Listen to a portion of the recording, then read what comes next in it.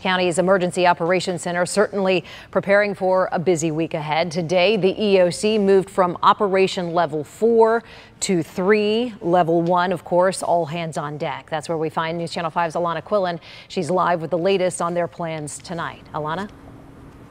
Well, Shannon, level 3 just means enhanced monitoring. They're getting their people in place and everything moving behind the scenes as they prepare for any potential impacts by Hurricane Irma. Now, EOC Director Bill Johnson told me his biggest message is that people need to get their hurricane plan and hurricane kit together now. Know where you need to take your family and your pets, as many shelters do not accept animals. If you haven't started one already, get a hurricane kit together with things like water, non-perishable foods, prescription medications, and of course, those important documents. A good rule, Johnson says, is to have about a gallon of water per person per day. Now, Johnson says it's obviously still too early to start issuing any kind of evacuation orders or anything like that as they continue to keep an eye on the storm.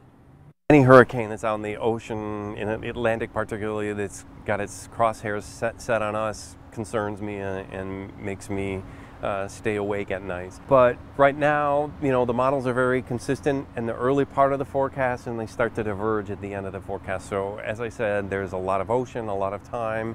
We need to continue to monitor the storm and see how things change. You know, things definitely will change, I'll tell you that.